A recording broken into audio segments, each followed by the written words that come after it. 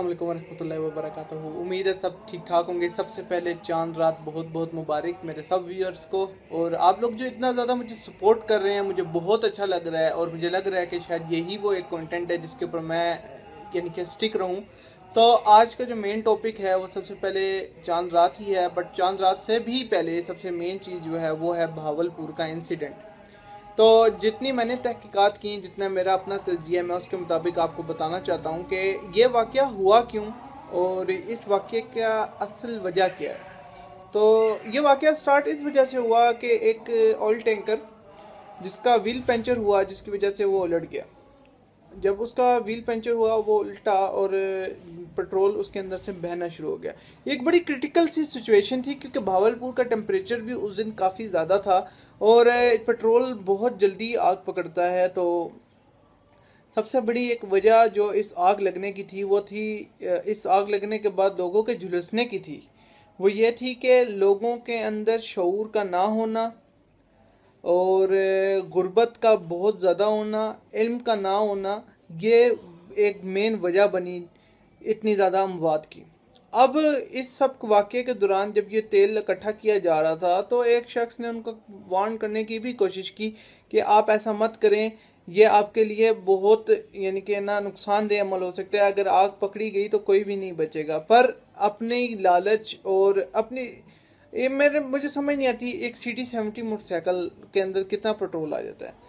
तो लोग उस लालच में उन्होंने अपने घर के सारे बर्तन ला के उसके अंदर पेट्रोल भर रहे थे, और जहाँ जहाँ उस पेट्रोल की एक क्लाउड बना हुआ था वहाँ वहाँ आग लगती गई। कुल मिलाकर जहाँ तक मेरे पास इंफॉर्मेशन है 230 अमवात हुई हैं, जिनमें से मैक्सिमम जो हैं वो नाकाबिले शनाख्त हैं। और सबसे ज़्यादा दुख की बात यह है कि इमरान खान साहब अपनी गंदी सियासत इसमें भी लेकर आए। और एक बात और भी दुख वाली थी कि आसपास के जितने भी अस्पताल थे उनमें बर्न यूनिट नहीं था। आर्मी हेलीकॉप्टर की मदद से इनको कुछ को तो लाहौर तक लाया गया। तो दुख की बात यह है कि हमारी इंतज़ामिया कितनी तैयार है एक बड़े सानिए के लिए, ये सब बात सामने आ गई। और रही बात नवाज शरीफ साहब की कि इन सब में वो कहाँ हैं, तो वो कल आ रहे हैं पाकिस्तान वापस। और उन्होंने जितने जितने लोग इस सानिए में यानी कि अल्लाह को प्यारे हो चुके हैं उन सब के लिए 20-20 लाख रुपए मुख्तस किए हैं। मैं मानता हूँ कि जान बराबर नहीं है, पर कुछ गलती तो उन जो लोग फोत हुए हैं उनकी भी है।